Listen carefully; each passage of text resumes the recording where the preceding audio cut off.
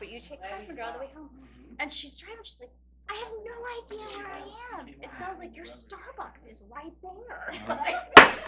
I'd like to call to order the Milan Area Schools Board of Education regular meeting for Wednesday, January 31st, 2024. Would everyone please rise for the Pledge of Allegiance?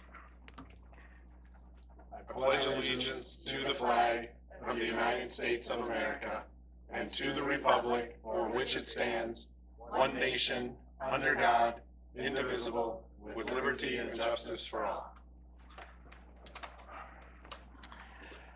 All right, thank you to everyone attending this evening, as well as those who will be watching online. Just a few housekeeping things. All board members are present except for Ms. Pryor is excused, and then our student board member, Ms. Avery Powell, is just walking in the door. So there we go.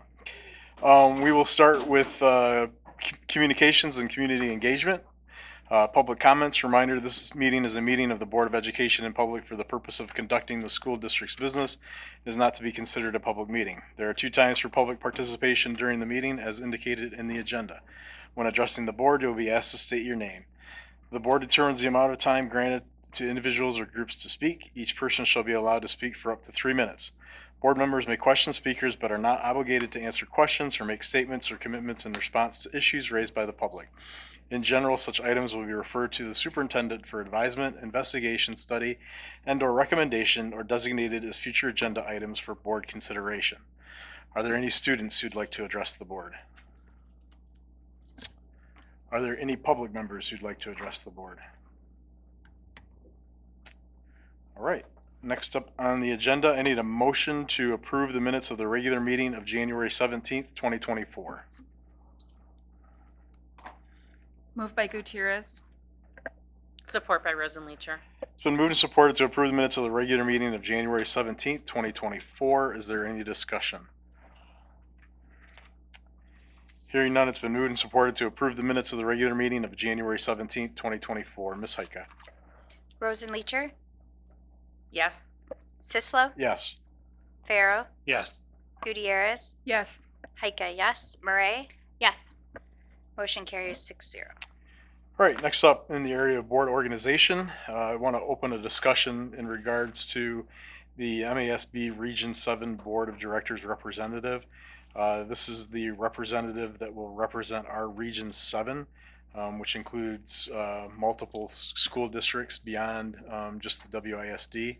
There are 5 candidates that have submitted their names: Sharon Lee, Michael McVeigh, Jack Temsey, Mary Vincent, and Dale Wingard. Dale Wingard is the current representative. He is from Clinton Schools. So we've asked the board members to review the resumes or their statement letters that were provided by MASB. Again, so this person would represent us, our region, at the MASB Board of Directors. So my thought was we just open it up for discussion till we coalesce around a candidate, and then I would take a motion to nominate that person for our vote. So, is there anybody that would like to speak in regards to this agenda item? Ms. Rosenleacher. Mr. Sislo. Yeah. I was very interested in Sharon Lee. She's with Ypsilanti Community Schools, serving on their board. She's been there 9 years. Her certification, I kind of appreciated the fact that she's a minority candidate that could potentially be representing our counties, which I think is a voice that's very necessary to ensure that all students are being considered. I also really appreciated her lens on homelessness, and we do see that as a continued growing problem in the region, and the fact that that's in the forefront of her thinking is why I was leaning towards her as a candidate. Mr. Sislo. Yes, Ms. Murray. I'd like to echo some of Ms. Rosenleacher's statements. I also was strongly considering candidate Lee for similar reasons, but I would add that I personally was incredibly impressed with the work that is being done by the Ypsi Community Schools Board of Education, and we had the privilege of hearing them speak at the MASB conference. So for all of the aforementioned reasons and just I think that there's a great deal of leadership that's coming out of that community right now, and it would be great to have that carry up to the state level. Others? Yeah, I know last time when we voted, we did support Dale, primarily because I don't think there was anybody from the WISD that was running at that time, so we wanted to pick somebody that was close to Milan, and obviously Clinton, both in geography and size, met that need. Now we do have two from the WISD that I believe are well qualified. Jack Temsey is Eaton, and then Mary Vincent's from Monroe. They're definitely qualified candidates as well, but I would prefer to see Sharon Lee or Michael McVeigh. I've had a lot of experience with Mr. McVeigh as well. I think he's a strong candidate as well, but I definitely hear the thoughts regarding Miss Lee as well. So, any other thoughts? I also don't have any concerns with Mr. McVeigh. I have also had personal interaction with him and think he's a very talented educator. No question there. I was just maybe looking for a slightly different voice and lens. Yep. Mr. Sislo? Yes, Ms. Gutierrez. I too was leaning towards either candidate Lee or candidate McVeigh. I think I was leaning a bit more towards Mr. McVeigh. The thing that stuck out to me here, and I would welcome feedback on kind of the importance of this experience, but it seems that he has experience working with the MASB in a leadership capacity, and he's also served as the president of the Washtenaw Association of School Boards. And so it did seem to me that understanding the organization and the hierarchy of the way in which school boards within our school district and across the state work and function was a real valuable asset. Clearly he's very well educated, is a former instructor, ELA and special education teacher, so I thought that was very valuable as well, and has held many offices across the Saline area school board. So I agree, both candidates are very, very strong. I would just welcome any input on how other board members here feel about the importance of that leadership level experience. Yeah, I can speak a little bit to that. I agree. I mean, Mr. McVeigh is more involved in MASB and has been part of that that hierarchy, and like you said, being the leader of WASB.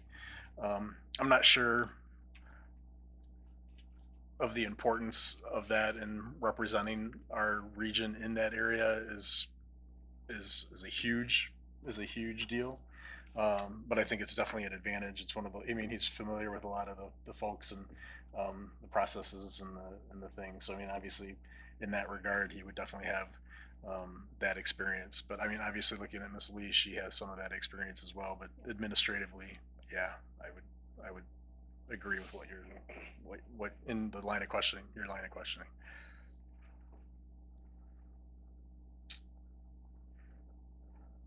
Any other thoughts? I just want to say that I'm comfortable supporting Miss Lee. Okay. I'm also comfortable supporting Miss Lee. Well, I think any other discussion in regards to this? I think we've had enough. I've heard some discussion. Is there anybody willing to make a motion? I motion. Let's see. I'm trying to read the motion. Do I have a motion? Yeah, go ahead. Yep. Yeah, I Move motion to nominate Miss Lee for our MASB Region 7 Board of Directors. Support by Farrow. So I have a motion to direct the superintendent or his designee to cast the district's vote for the MASB Region 7 Board of Directors position for Sharon Lee. That's been moved and supported. Is there any other discussion? All right, it's been moved and supported to direct the superintendent or his designee to cast the district's vote for MASB Region 7 Board of Directors position for Sharon Lee. Ms. Heike. Sislo? Yes. Farrow? Yes.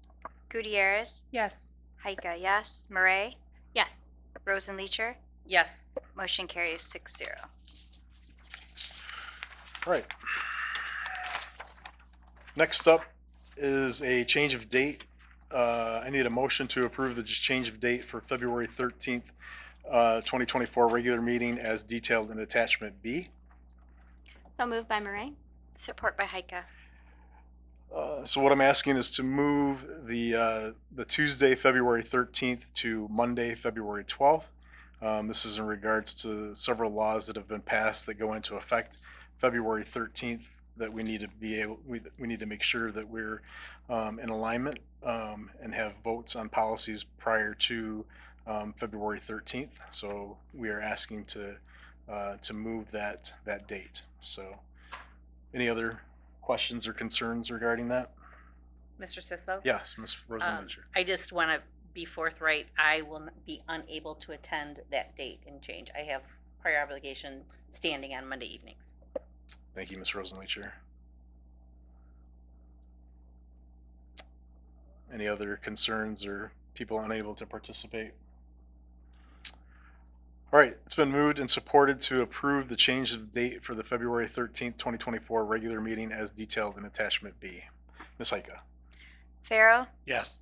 Gutierrez, Yes. Heike, yes. Murray, Yes.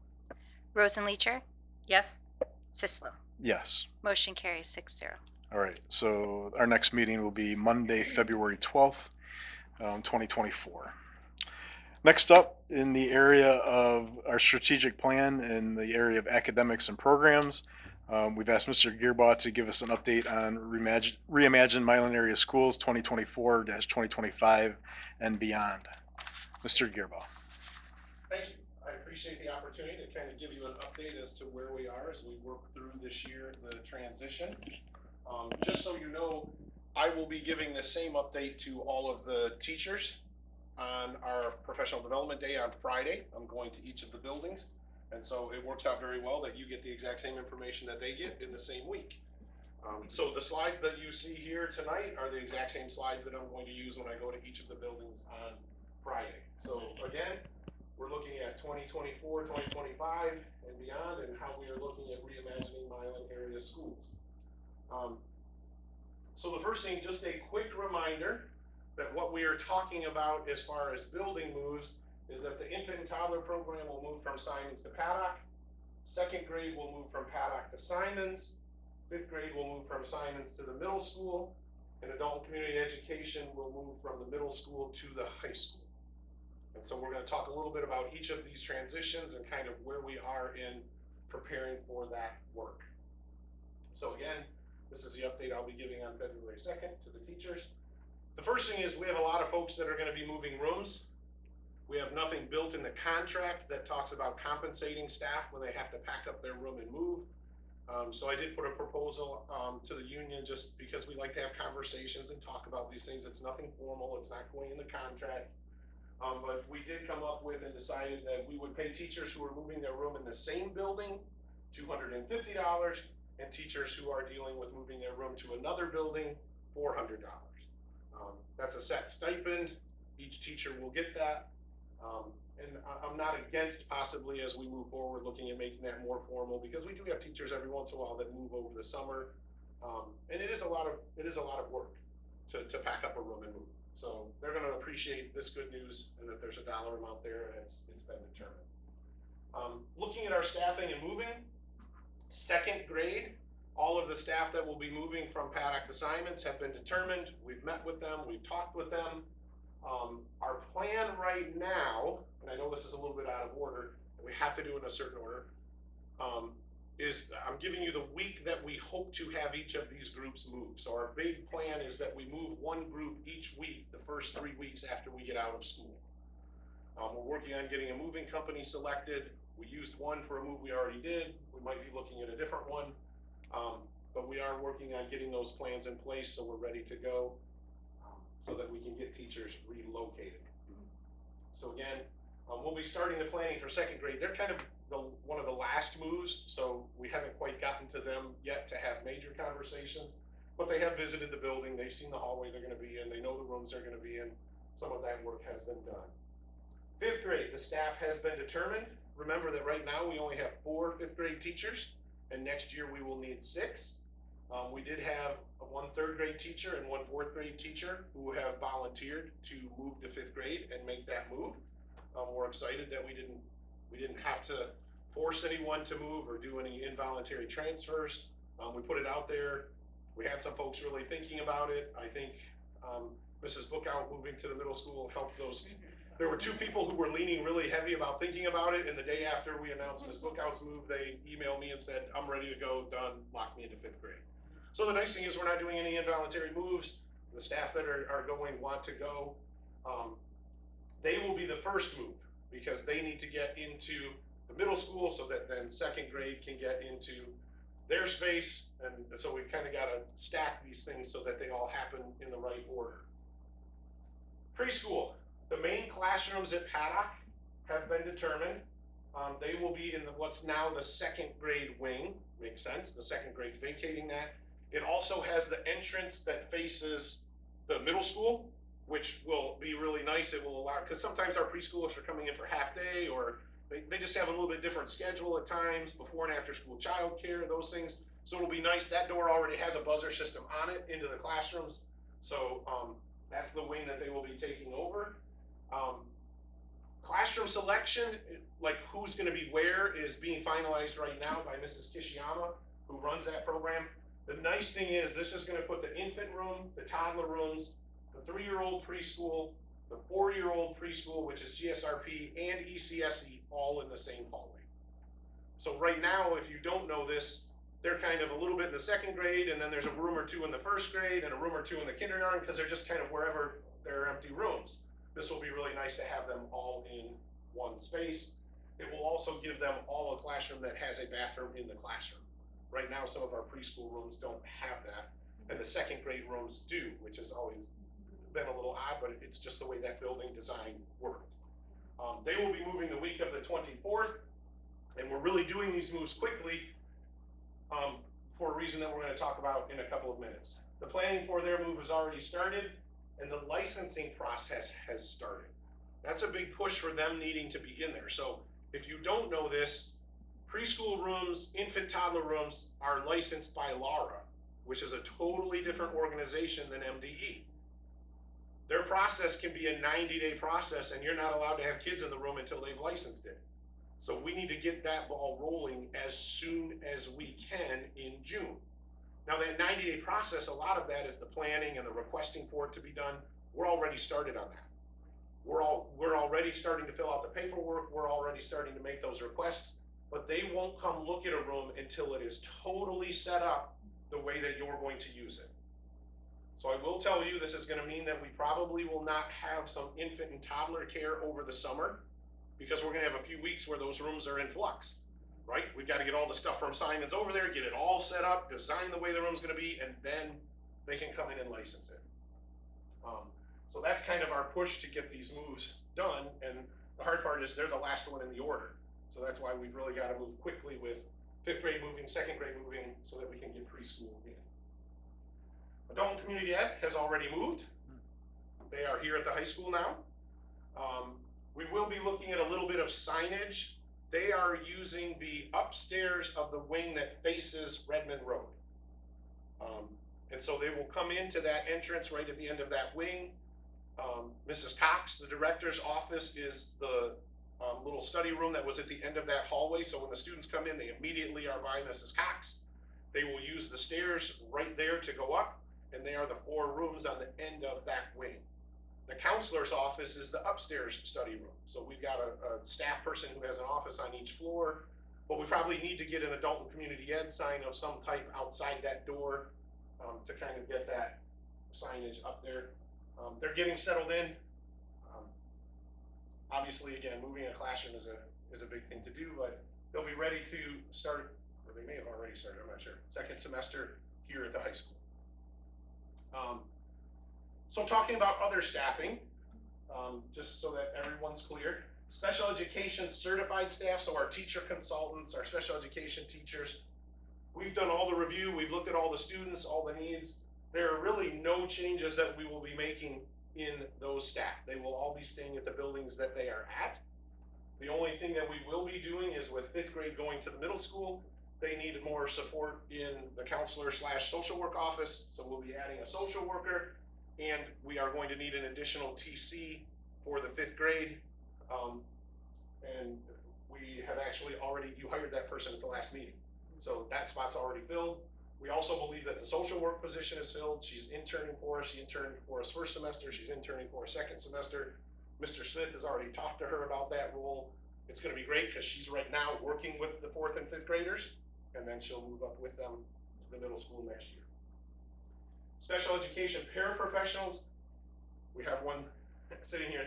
She knows that every year we have to look at our student needs, and a few people might need to go from one building to another. We really try to work with, are there volunteers to do that first?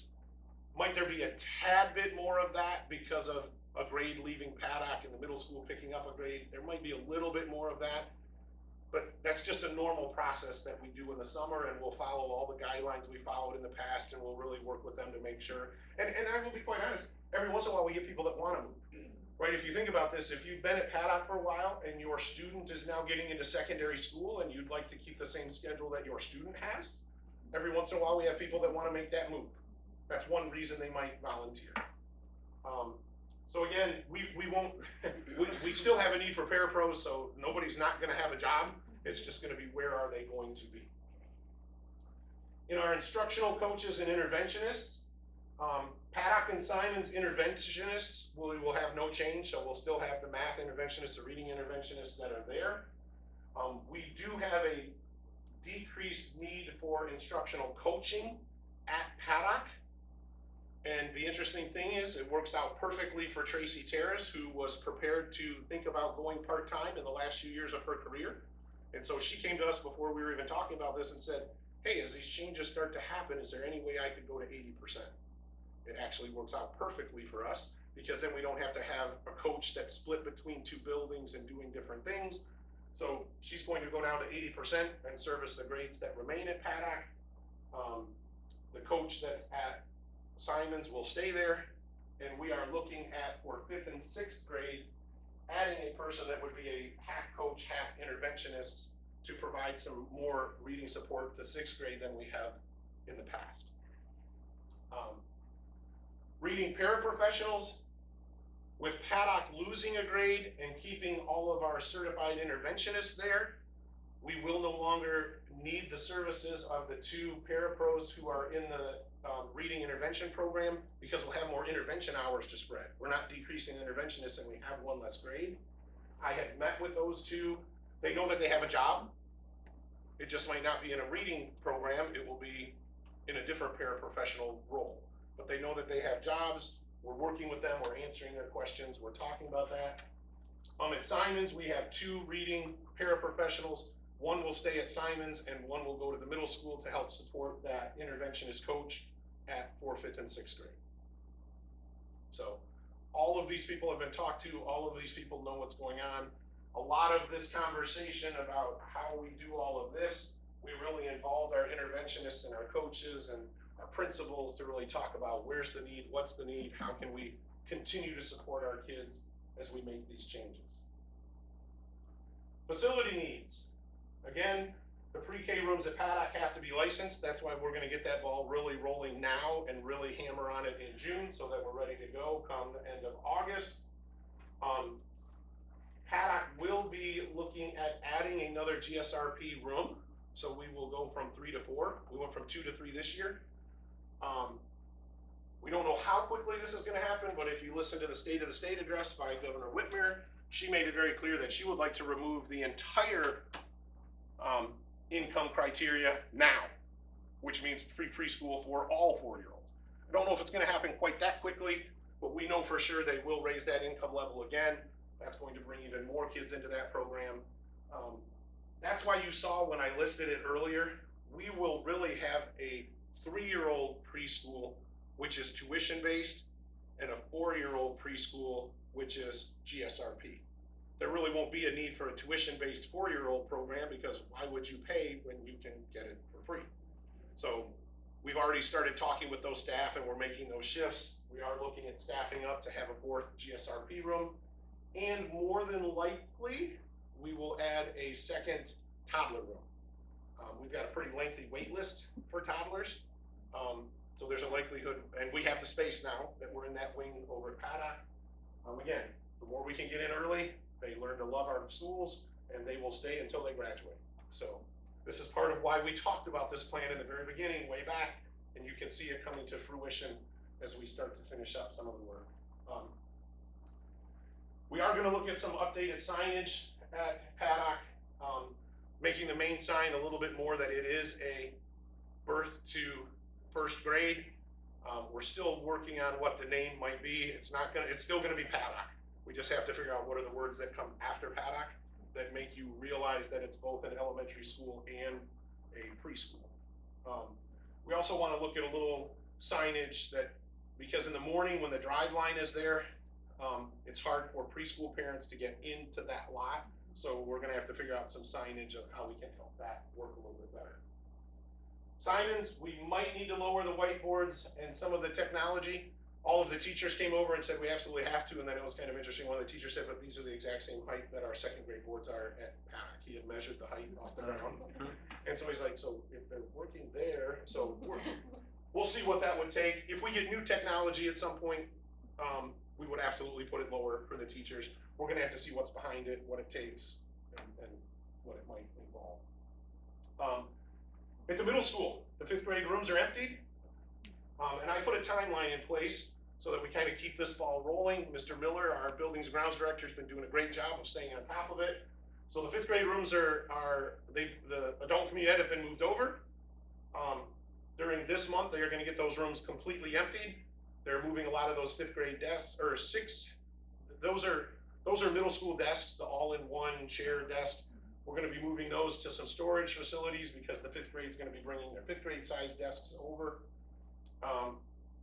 We have the carpet selected already because remember, 5th graders are on the floor a lot more than middle school kids, and so we wanted to carpet those rooms.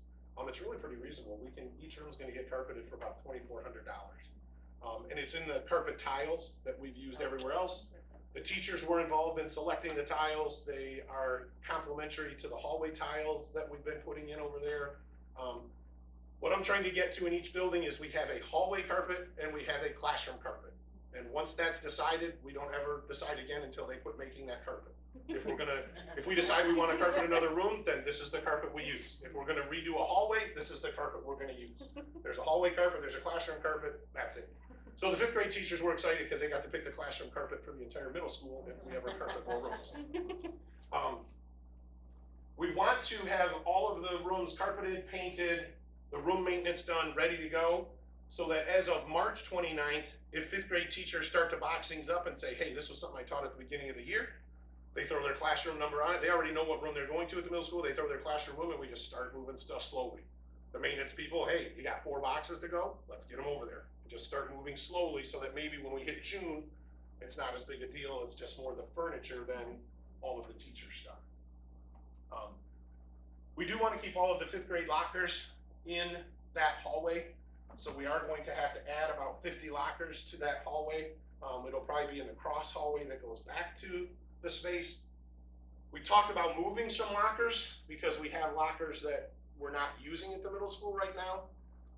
But we scoped underneath them. I remembered from when we did the construction in 2010 that I didn't think it was possible, but we had a company come in with a camera scope, and believe it or not, the terrazzo floors go to about 10 inches from the wall, and then it's just raw, nasty cement underneath. So if we move lockers, now you've got a floor problem. So we're just going to install those additional lockers. We already have a quote on that, and Aaron Miller is working with Jen Bookout to kind of, because we've got to work around the windows maybe and some things and figure out exactly where they're going to go. And then Mrs. Bookout knows that as we get closer to the end of the year, we're going to have to look at some recess equipment and what we need to get out there so that the 5th graders and 6th graders have a space to use. They will be using the basketball court that's over by Paddock. We talked with Mr. DeSarvo and he's like, if our kids go out there, it only causes problems. So we will gladly just say they can't go there. And we'll try to work out that 5th and 6th grade recess isn't when Paddock's outside for recess. We can coordinate that, because Paddock will have one less grade. So there's gonna be recess slots when they can go out and not be there at the same time. The other thing that will be happening, this is kind of the first time we're announcing this, we are going to be flip-flopping the start times of Paddock and Simons. It's only about a 10-minute difference, but this actually works backwards on this slide. So research shows that our youngest learners should be getting their core instruction in the morning, because they just don't have that resilience and that stamina. We've got a person that works with them right here. She can tell you this is true. They just don't have that stamina to really be learning math and English in the afternoon. We've been wanting to make this change for several years, and now's the time to do it. So because we want our youngest learners to get math and reading in the morning, that means they can't have specials in the morning. They need to have specials in the afternoon. So that means we need to flip-flop the times of the specials. Well, the only way you can get all the specials in is if those teachers start at the early starting school and end at the late ending school. If you go the other way around, they can't get all of the grade levels in. So we know this needs to be done. This has to happen to make that happen. Therefore, this has to happen. Already worked with transportation. We've talked about it. There's really, it doesn't add any deadhead miles or anything because of the way they're coming in from runs and stopping. They're just going to stop at one school before the other school. Transportation's already working on that for next school year.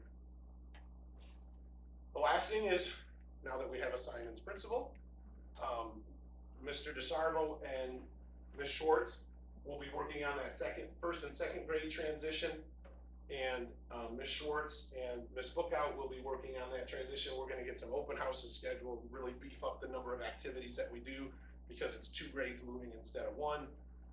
And we really want to get this information out there so that we don't have parents dropping their kids off at the wrong building next year. And then, Or at the wrong time. so just so you know, I'm just continuing to develop this slideshow. So if you look before the slides I just went on, it was the presentation that I gave at a PD day previously. That way we just have all of this information in one place, and the staff can see the evolution of it. Any questions? Yes. I have a question. Did I hear you right, Mr. Gearbaugh, that there's going to be 6th grade recess at the middle school now? That is a goal. We have some very happy 6th graders that are going to be hearing that, and That is a goal. I think that's very good from I'm a not learning sure if point of it'll view. be a full recess or It doesn't matter, the fact that they'll fifth be grade right outside now and, does a, kind of a movement break. yeah, The goal is to get something in place. I think Yes. that's a very positive move. Thank you. Mr. Gearbaugh, Yes. sorry. No.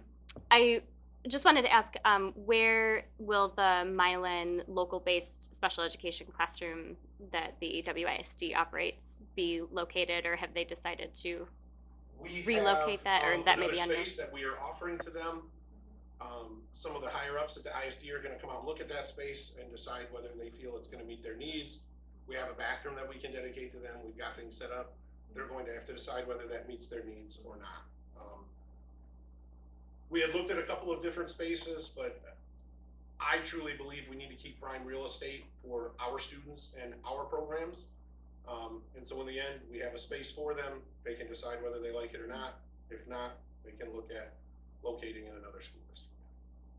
So, and I know, I just talked with the ISD superintendent and assistant superintendent of special education, and they're working with Mr. Smith to come down and see that room. They had it scheduled, and then, somebody called a snow day and it didn't work out. But that is in the works to get them down and see what they want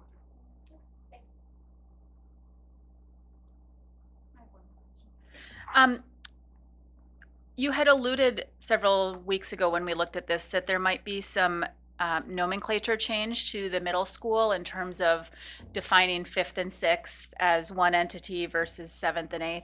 Is there going to be some sort of signage or name change like you might propose at Paddock, or is that just going to stay as Milan Middle School? I think we've decided it will stay Milan Middle School, but we might look at, are there some internal house names or whatever you might want to call it, but we don't see the need to change. It's still the middle grades. It's just one more grade. It was Milan Middle School before when it was 5th through 8th grade.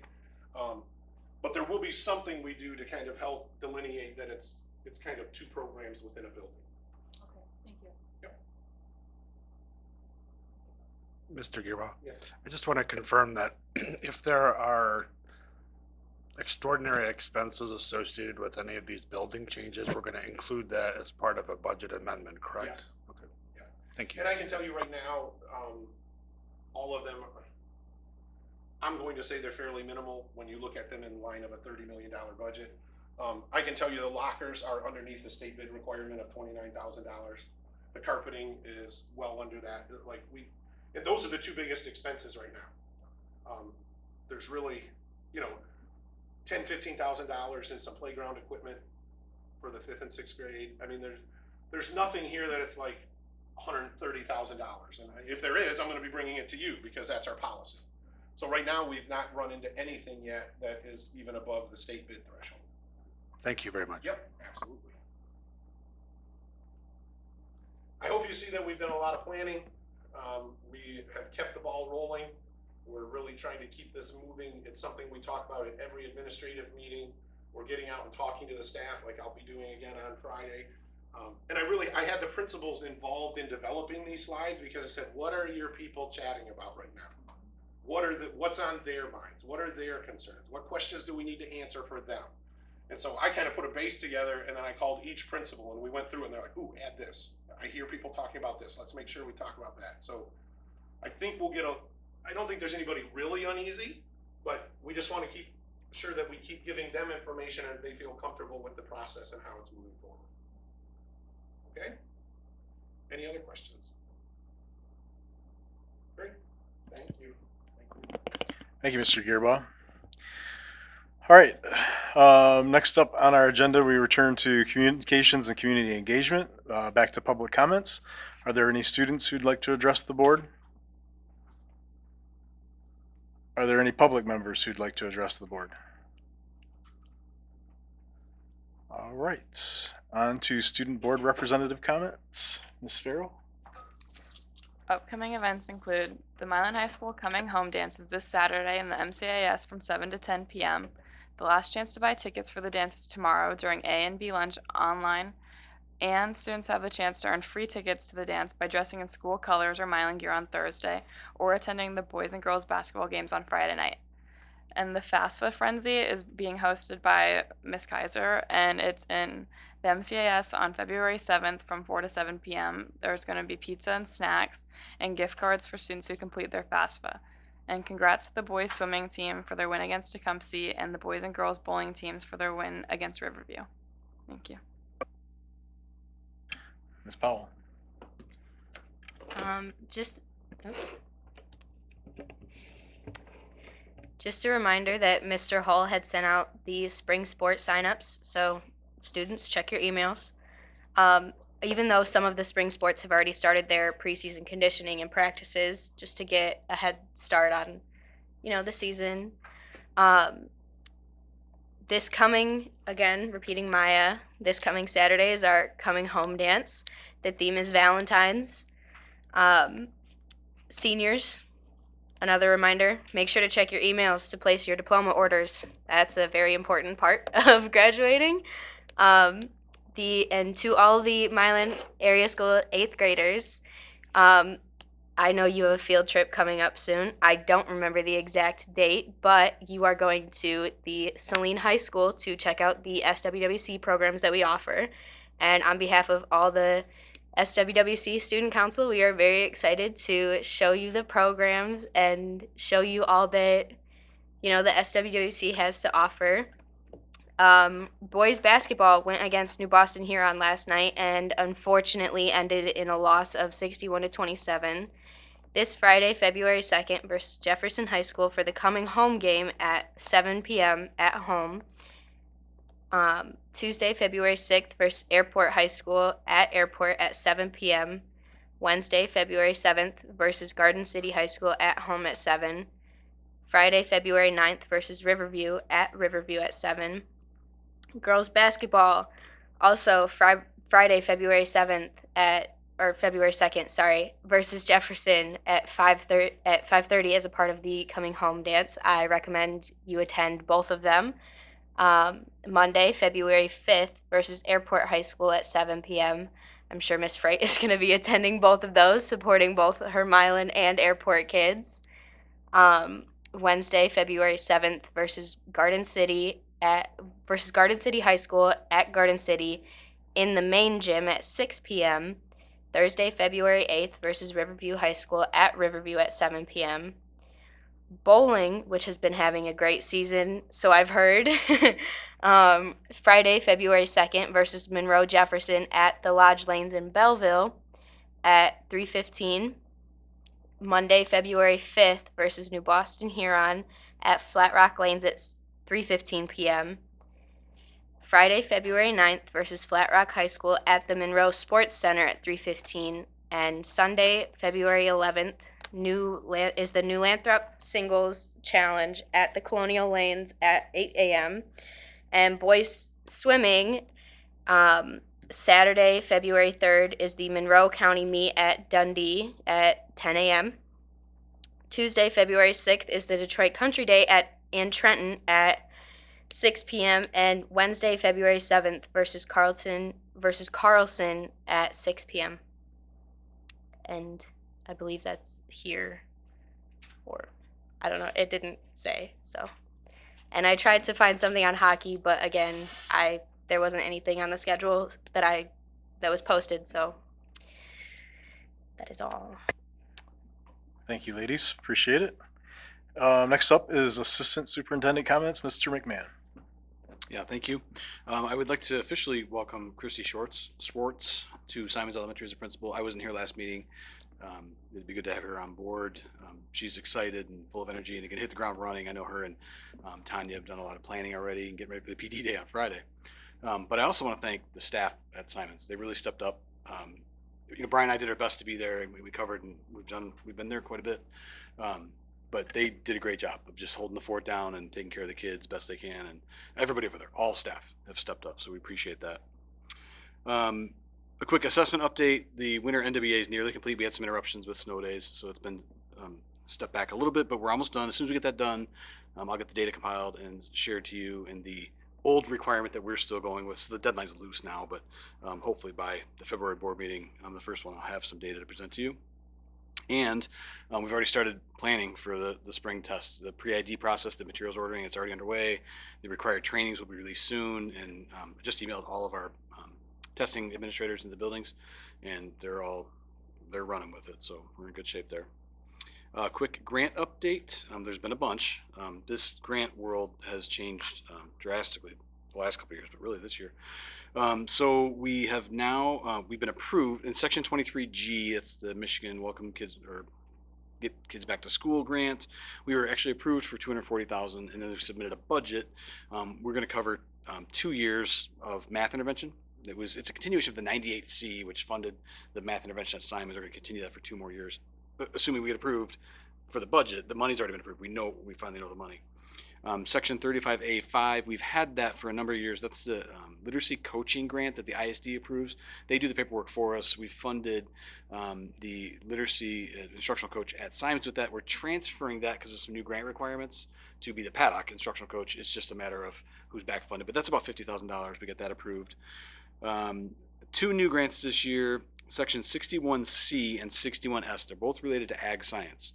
61C is $70,000, and we've been approved for that. We've already, I don't know if we actually received the money, but we've been approved to spending it per our plans, and that's going to help with the construction of the facility outside and other equipment to get that running. And we've submitted for an additional $50,000 through 61S.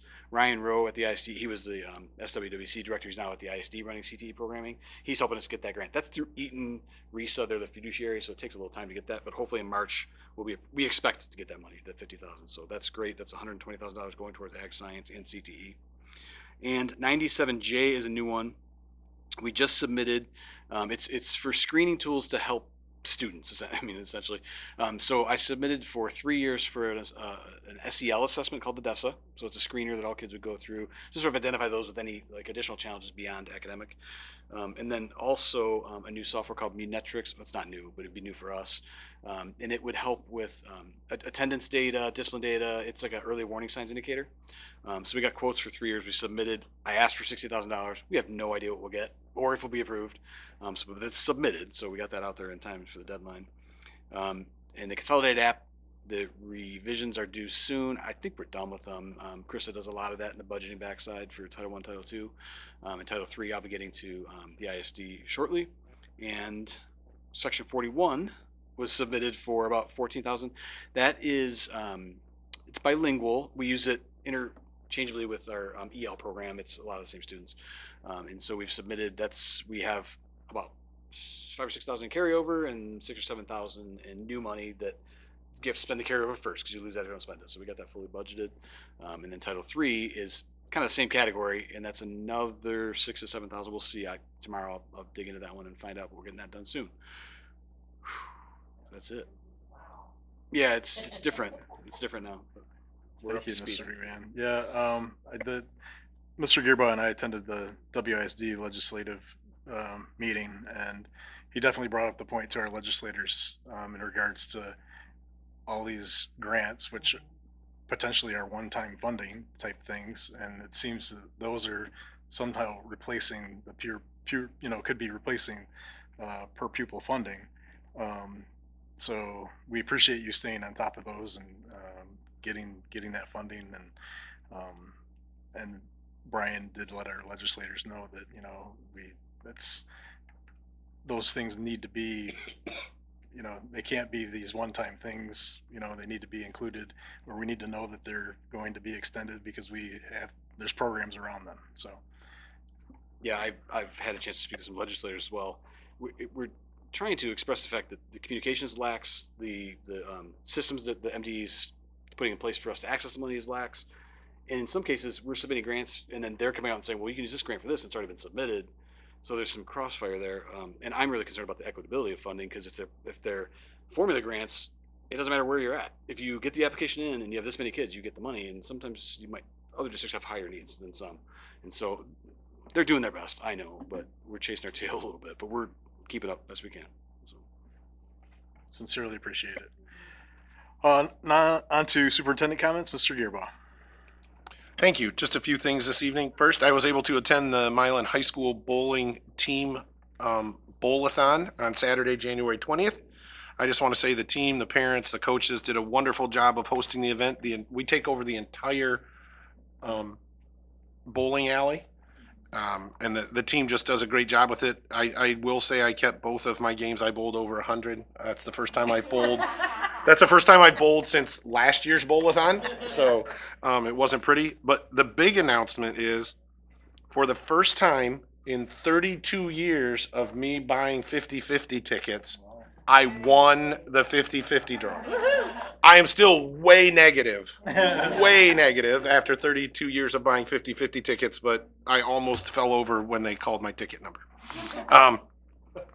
We are excited to have the Simons Elementary principal start tomorrow. She hosted a very nice open house last night. I attended that with her. She will also be at the staff student basketball game that's happening at Simons tomorrow, and her job is to meet and greet and really get to know some of the families. I do want to echo what Mr. McMahon said. We've done our best to be over there, but the Simons staff has just been phenomenal at keeping everything moving forward. The office staff, the support staff, the teachers, they've really done a great job. I can't say thank you enough to them.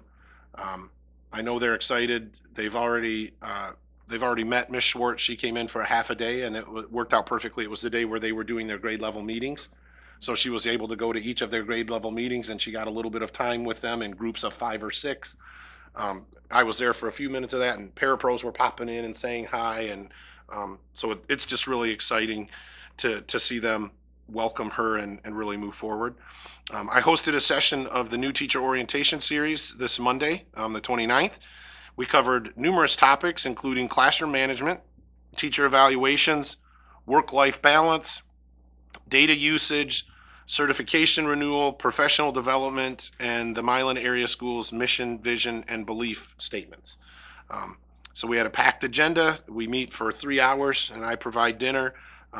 Great group of new hires, and they're really excited and eager to learn about the district and really talk about how things are progressing. As President Sislo said, he and I were able to attend the WISD legislative breakfast on the 22nd.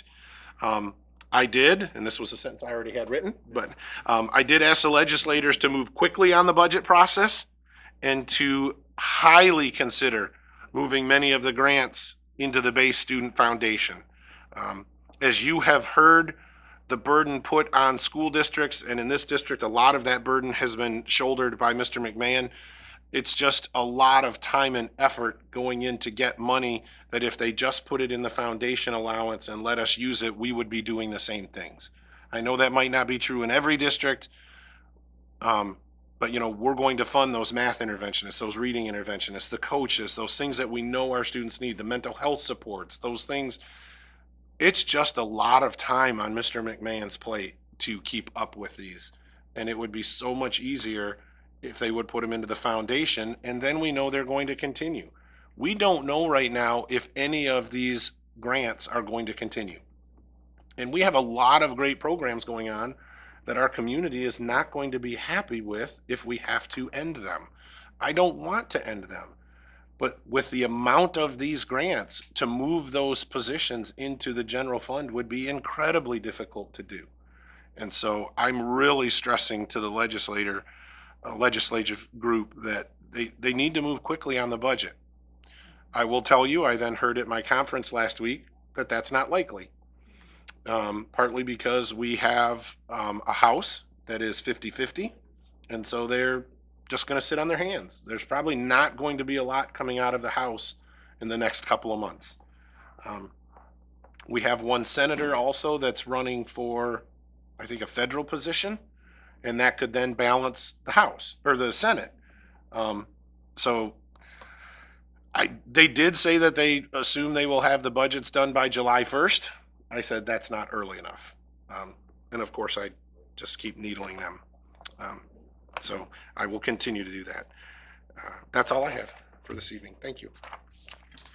All right, I will just continue to echo what Mr. Gerbaugh said. He definitely did needle them.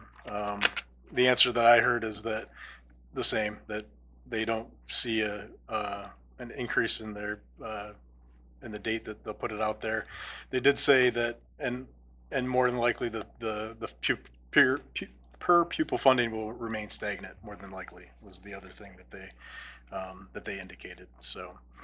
The other thing at the WISD meeting is there was a presentation regarding the former Bessie Hoffman School that it's in the Lincoln District. They're looking at some programming in regards to that, so you might hear some inklings in regards to that for career technical training as well. So that was one of the things that they presented at that meeting. I do want to go through committee assignments for the board. I want to thank everyone for getting back to me their choices in regards to the committee assignments. So just for everybody's edification, the Academics and Programs Committee will be chaired by myself, and then Ms. Gutierrez and Ms. Rosen-Leacher will be a part of that committee. The Learning and Environment Culture Committee will be chaired by Ms. Heika, and Ms. Murray and Ms. Pryor will be on that committee. The Communications and Community Engagement Committee will be chaired by Ms. Murray, and members will be Ms. Pryor and Ms. Rosen-Leacher. The Personnel and Leadership Committee will be chaired by Ms. Rosen-Leacher, with members Mr. Farrow and Ms. Gutierrez. And then the Finance and Operations Committee will be chaired by Mr. Farrow, with members of myself and Ms. Heika. So everybody is on two committees except for Ms. Rosen-Leacher. I've put her on 3, so thank you, Ms. Rosen-Leacher. I do also want to extend my thank you again to Ms. Gutierrez for serving on WASB and Ms. Pryor for being our legislative representative. The other thing is the chairs, so that everybody's a chair of these committees as well, except for Ms. Gutierrez and Ms. Pryor, with them being our newest board members as they get their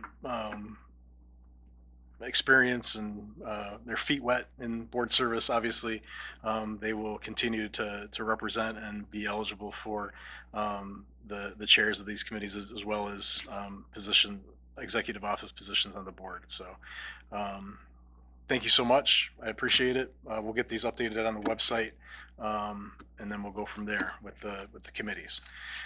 The next thing I wanted to talk about is the Big Red Board Chat. At your seat, I did put the schedule that we've had. So our next Big Red Board Chat is scheduled for February 20th from 6:30 to 8 at the middle school. So we don't have a topic yet, but I do have just kind of I've showed the attendance there as well. Mr. Farrow said that he's available on that day. So we can finalize attendance and a topic for that definitely at our next meeting. If you do have some ideas, I'd be glad to hear them. If you're available to attend that as well, I would appreciate feedback in that regard. So that's the Big Red Board Chats. And then a couple things. We did receive some emails from folks. We did an email from Miss Shayla Powell, our choir director for the schools. She provided us some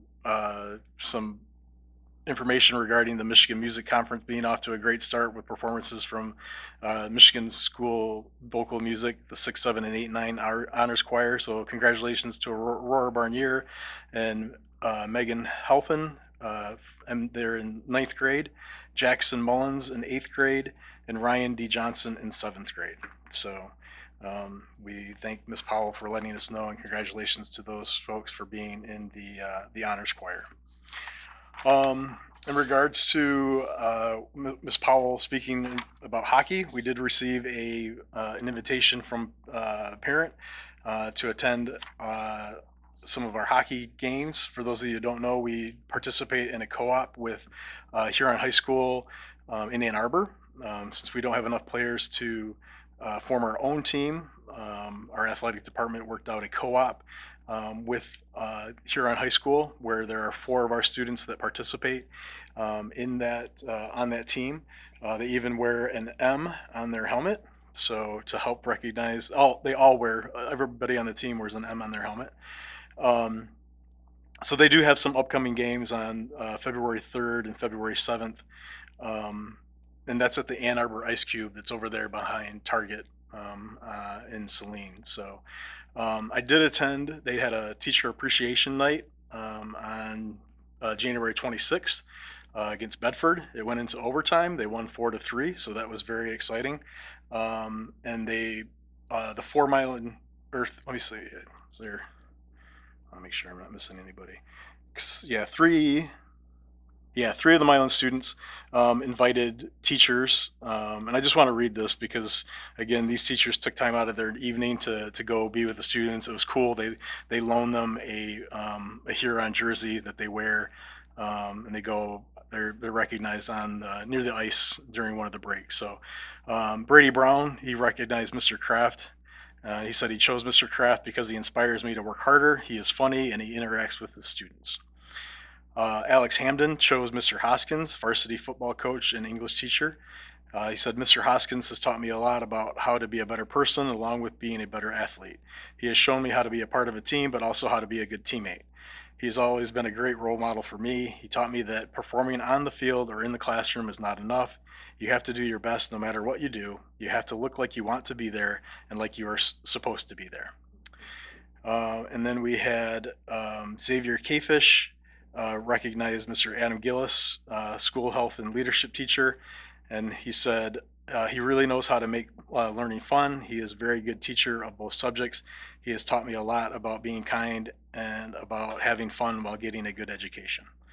So I definitely wanted to call out those recognitions. It was a special night. It's a fun place to, if you like hockey, if you just like high school sports, it was a great atmosphere to be there. So,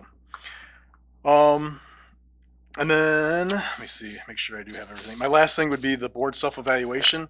So I will be getting that information out for us to fill out that survey and then to schedule a retreat to go over those results. So you'll be receiving that soon. And again, that'll help us look at our performance and then some of our goals moving forward as a board in helping the district move forward as well. So that's all that I have for right now. Other board member comments?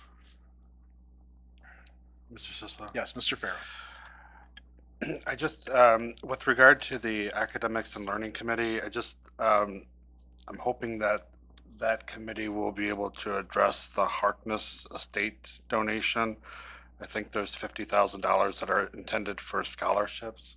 So, I know we have time, but at some point I would like to see us unassign those funds so that they can be used for the students. I also want to welcome Kristen Schwartz, our Simons Elementary principal. Many of you know I work in Plymouth, and I've got people in my office that have kids that go to Plymouth Canton schools, and she was talked about very fondly. And I think she's going to be an excellent addition to our school district. I also want to welcome Cynthia Saloni, our new payroll and HR manager, assuming that the people in the office are very happy that she's on board. So welcome to her. At a future meeting of our board, I think it'll be in February sometime, there will be discussion on some budget adjustments that we will need to discuss and vote on. I will be getting with Mr. Gierma on some questions that I have with regard to potential adjustments. And And just you're just referring to the normal amendments. Yes, Is that- correct. Okay. Yep. Yep. And then Mr. Sislo commented on the hockey program. I just wanted to add that the Milan students can get in free at the Ice Cube. The Ice Cube is considered the home site for our Milan students on the hockey program. So you can get in free with your school ID. And their next game, I think you said it was February 3rd. I have February 7th. There's a game at 7:30 at the Ice Cube against Riverview. Yep. So The third is there's an away against Bedford Temperance, and then the next home one is the 7th. Yep. yeah, and then I just want to again reiterate what some of you have said about Mr. McMahon's efforts with regard to grants and grant applications and updates. I really appreciate the updates. It's clear that you spend an awful lot of time on all of that for the benefit of our district, and I just want to thank you. Thank you. Thank you, Mr. Farrow. Just in regards to the Harkness funds, there's a question that the board had talked about potentially that being a grow your own type of thing that would go through scholarship. So it hasn't been formalized. So it's not necessary that it needs to go through that committee, but we could at least be that committee could come up with a recommendation if we think it should come back. I think Mr. Farrow's is asking that we do take some action on it as we've had those funds. If it's something that we're not going to do with a scholarship, potentially there's other things that we can do with those funds and unassign them. Yeah, agree. We're on the same page. Yep. Thank you. Thank you. Others? Mr. Sisler? Yes, Ms. Murray. Okay, just briefly, the two comments that I had planned to make were about choir and Oh, hockey. sorry. So it's been talked about, but no, that's okay. I just wanted to extend an additional congratulations to our 4 students whom you named for their participation in State Honors Choir. As a former State Honors Choir participant myself when I was in school, I can say that it's an incredibly challenging but also incredibly rewarding experience, and it's one that not all Michigan high school or middle school choir students have the opportunity to engage in.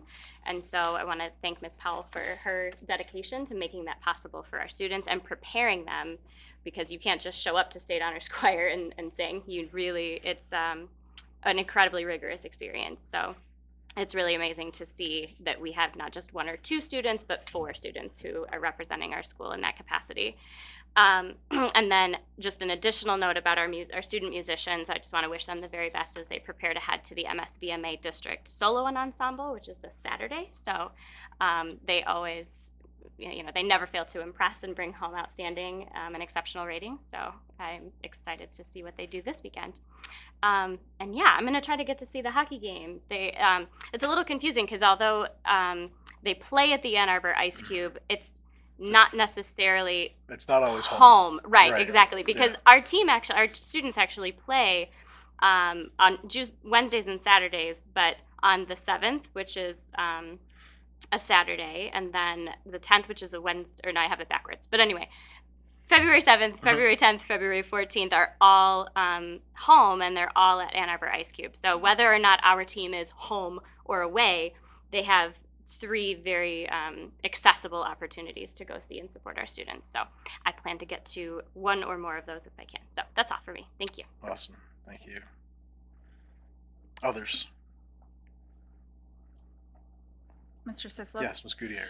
Just a couple of very brief things. I'd like to welcome Mrs. Schwartz to Milan area schools. I know that the staff and the students are very excited for her first day tomorrow. I've been hearing that from home, from my own Simon's people, and I hope she has a great first day.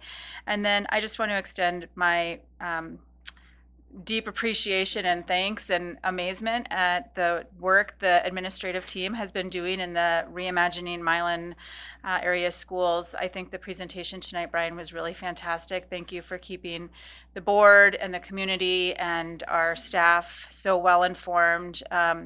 Sometimes things just tend to work out, and I see this where, we don't need quite as much of this person, but they wanted to go part-time anyway.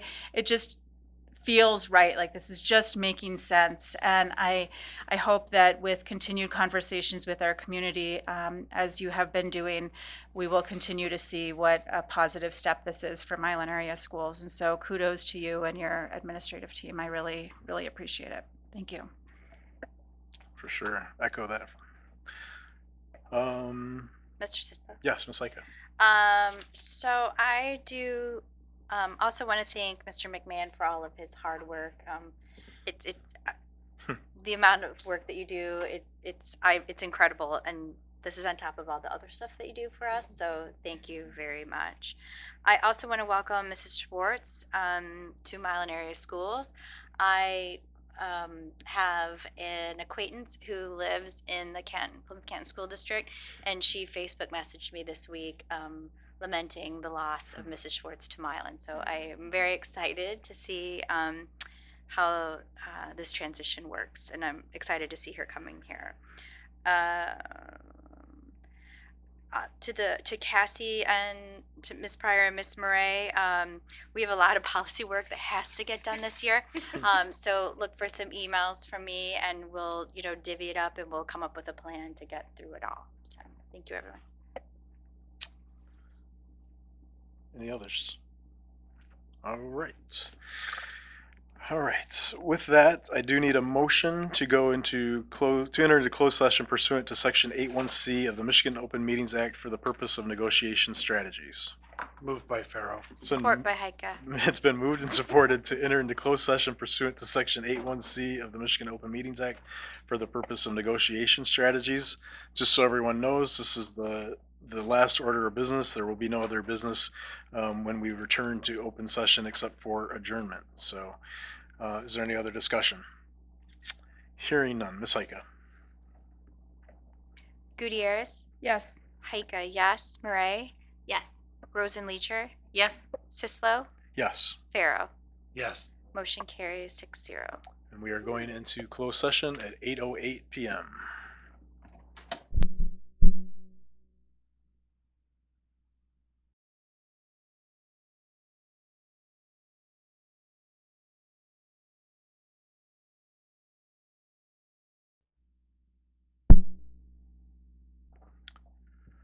All right, we are returning to open session at 8:47 p.m.